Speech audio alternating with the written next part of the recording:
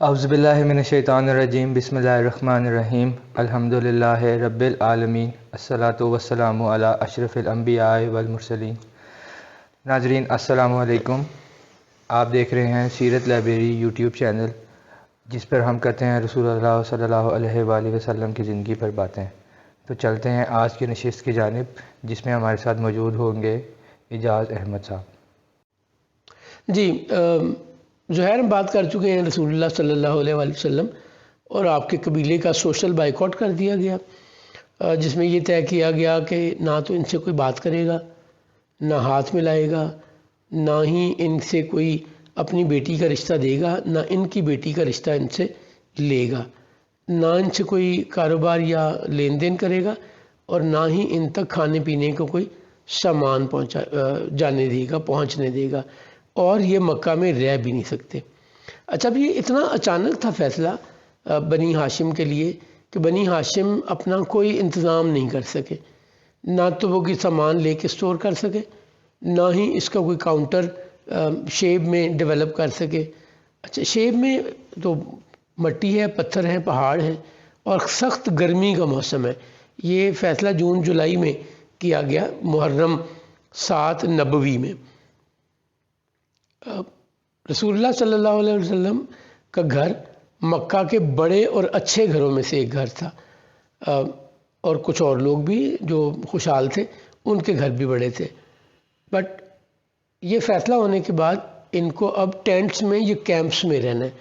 اب اچھا بھلا ہنستا بستا گھر سہولتوں آسانیوں کے ساتھ چھوڑ کر آپ بالکل ویرانے میں ٹینٹوں میں آ گئے ہیں، چونکہ آپ کو کوئی چوائس نہیں ہے۔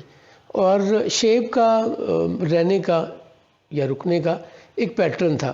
اگر آپ پہاڑ کے اوپر سے کھڑے ہو کے دیکھیں تو سب سے درمیان میں خیمہ لگایا جاتا تھا قبیلہ کے سردار کا، اور اس کے آس پاس ارد گرد راؤنڈ شیپ میں بیٹوں کے، بھتیجوں کے، بھائیوں کے ٹینٹ ہوتے تھے، اور اسی طرح جتنی جتنی دور کی رشتہ داری بنتی تھی اس سردار سے، وہ اگلی لیئر میں آتے رہتے تھے، اور آخری لیئرز میں وہ لوگ ہوتے تھے جنہیں غلام کہتے ہیں، یا انہیں کہتے ہیں جو لوگ حلیف تھے، یا وہ لوگ جنہیں پناہ دی گئی تھی، وہ ہوا کرتے تھے۔ اب بڑا مشکل ہے، شدید گرمی ہے، اور ڈائریکٹلی سورج آپ کو افیکٹ کر رہا ہے۔ گھروں میں چھت، دیوار، پردے اور باقی چیزیں جو کم کر دیتے ہیں گرمی کو، وہ یہاں ہیں ہی نہیں۔ دوسرے، یہاں پہ پانی کی وہ سہولت نہیں ہے جو آپ کو اپنے گھر میں ہوتی ہے۔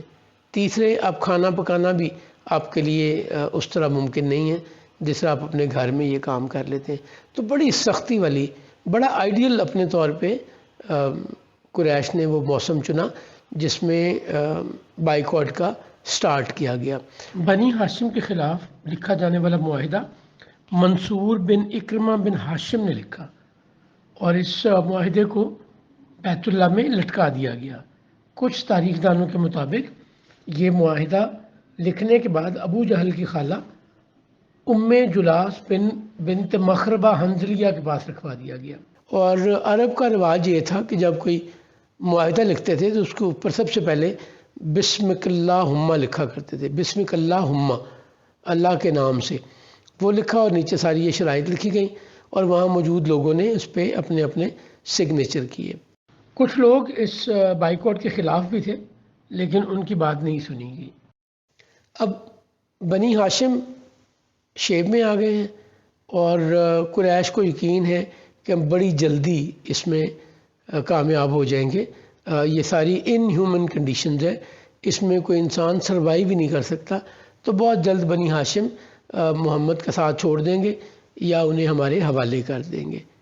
یہاں پہ ایک بات میں زور دے کر کہہ رہا ہوں کہ بنی ہاشم کے تمام لوگ جو رسول اللہ پر ایمان لائے یا نہیں، شیب ابی طالب میں موجود تھے۔ اگر کوئی شیب میں بنی ہاشم کے ساتھ نہیں تھا تو صرف وہ ابو لہب کا خاندان، یعنی رسول اللہ کے سگے چچا ابی طالب کے بھائی ابو لہب نے قریش کا ساتھ دیا، جبکہ باقی تمام قبیلہ وہ قریب کے رشتہ دار تھے یا دور کے رشتہ دار تھے، وہ حلیف تھے یا پناہ گزین تھے، وہ شیب ابی طالب میں رسول اللہ اور جناب ابی طالب کے ساتھ سختیاں سہتے رہے۔ اب جناب ابی طالب کے ذہن میں وہ دھمکی ابھی بھی موجود ہے کہ ایسا نہ ہو کہ قریش حملہ کر کے دھوکے سے میرے بھتیجے کو، جو صرف بھتیجا نہیں ہے، یہ ابی طالب بڑے کلیئرلی یہ جانتے مانتے اور پروٹیکشن دیتے تھے. وہ جانتے تھے کہ محمد بن عبداللہ صرف بھتیجے نہیں ہیں، یہ اللہ کے فرستادہ، اللہ کے بھیجے ہوئے اللہ کے نبی ہیں. جناب ابی طالب نے بڑا ہی خوبصورت انتظام کیا اس خیال سے کہ کہیں لوگ رات میں حملہ کر کے میرے بھتیجے کو جان سے مار نہ دیں دھوکے سے. تو وہ کیا کرتے تھے کہ جیسے ہی شام ہوتی تھی سب لوگ اپنے اپنے بستر بچھاتے تھے. اب چارپائیاں تو نہیں تھیں، زمین پہ ہی سوتے تھے، سامان نہیں لا سکے، بہت ہی بے سر و سامانی والے حالات ہیں. تو رسول اللہ کا بستر جہاں لگا ہوتا تھا رسول اللہ اس پر لیٹ جاتے تھے. اور جب تھوڑی دیر گزر جاتی تھی جناب ابی طالب کو یہ خیال ہوتا تھا کہ اب لوگ سو گئے ہیں، تو وہ رسول اللہ کو ان کے بستر سے اٹھاتے تھے اور ان کو کسی دوسرے بستر پر لٹاتے تھے. اور رسول اللہ کے بستر پر کبھی خود لیٹتے تھے، کبھی اپنے بیٹوں کو لٹاتے تھے باری باری، کبھی اپنے بھائیوں کو اور کبھی بھتیجوں کو.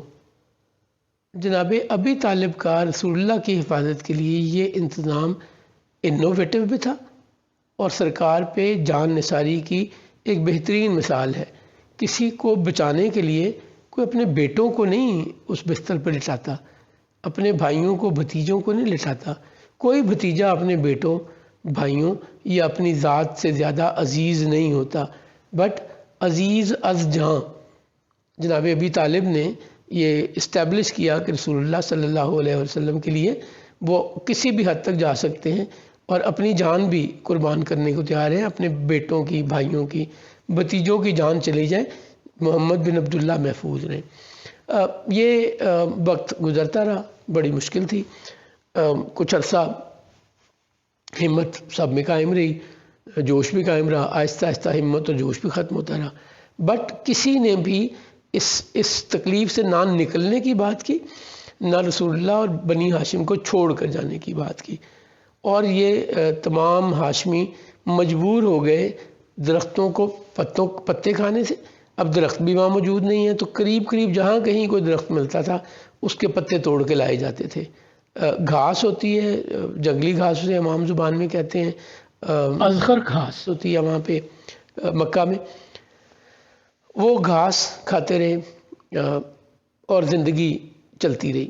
گرمیاں گزر گئیں، سردیاں آ گئیں. سردیوں میں بھی مشکل ہوئی، بٹ کوئی ان میں سے ایسا نہیں ہوا جس نے دل چھوڑ دیا ہو، جس نے ہمت چھوڑ دی ہو، جس نے اعلان کر دیا ہو. اب اس دوران چونکہ جانوروں کو بھی چارہ نہیں مل رہا تو ان کے دودھ بھی خشک ہو گئے.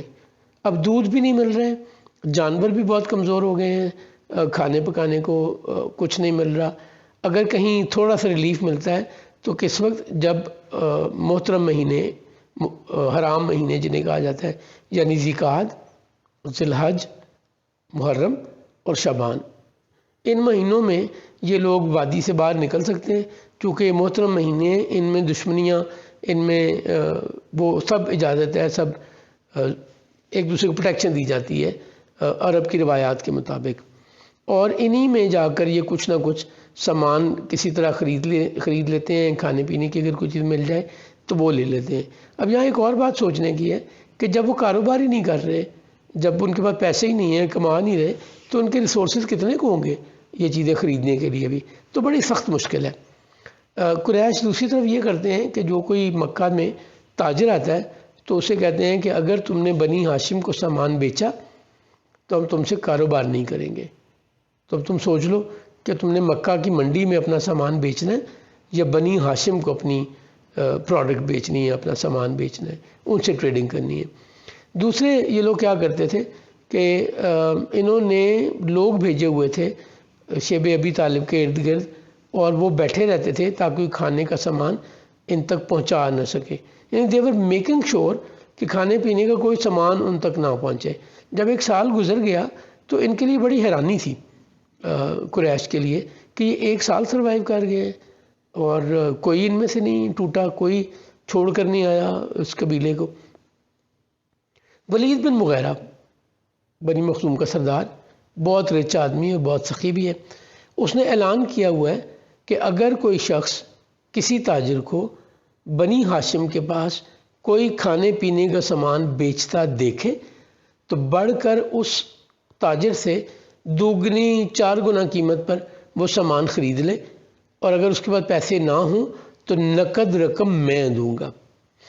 یعنی اب ذرا سوچئے کہ اگر کسی وقت کسی تاجر کو نہیں پتا، وہ دوسرے کسی شہر یا ملک سے آ رہا ہے، سامان بیچ رہا ہے، اور شیب ابی طالب میں پہلے پہنچ گیا مکہ جانے سے، اور وہ بیچنا چاہتا ہے اپنا سامان بنی ہاشم کو، تو وہاں لوگ بٹھائے ہوئے ہیں کہ ان کو نہیں بیچنے دینا. اب تاجر کو اس کی قیمت سے، ڈیمانڈڈ پرائس سے 2 گنا پرائس مل رہی ہے، and eight times 4 time price مل رہی ہے، تو بنی ہاشم کو کیوں بیچے گا؟ ایسا بھی نہیں ہونے دیا انہوں نے کہ وہ کسی بھی طرح خرید سکیں. اور ولید بن مغیرہ وہ پیسے نقد دیا کرتا تھا، یعنی پینڈڈ پیمنٹ بھی نہیں، ادھار بھی نہیں، کریڈٹ بھی نہیں خریدتا تھا. تو یوں مشکل انہوں نے کھڑی کیے رکھی. ان دنوں میں مکہ میں آنے والے، سامان بیچنے کے لیے، تجارت کرنے کے لیے آنے والے تمام لوگوں کی انکم اور منافع بہت بڑھ گیا ہوا ہے. وہ اب بڑی خوشحالی سے آتے ہیں مکہ، سامان بیچتے ہیں، اور بنی ہاشم کو روکنے کے لیے باقی تاجر زیادہ قیمت پہ، زیادہ منافع پہ ان کا سامان خرید رہے ہیں. یہ معاملات چل رہے ہیں اس وقت مکہ میں، اور رسول اللہ اور آپ کا خاندان بلکہ پورا قبیلہ ایک شدید مشکل میں، پریشانی میں شیب ابی طالب میں زندگی گزار رہا ہے. 1 سال مکمل ہو چکا ہے اور بائیکاٹ ابھی بھی جاری ہے. اس سے آگے انشاءاللہ ہم اگلے سیشن میں بات کریں گے کہ بنی ہاشم پر مزید کیا تکلیف آئی. یہ تھی ہماری آج کی نشست. آپ سے ملاقات ہوگی اگلی نشست میں. تب تک ہم سے جڑے رہیے اور دیکھتے رہیے سیرت لائبریری یوٹیوب چینل. اللہ حافظ.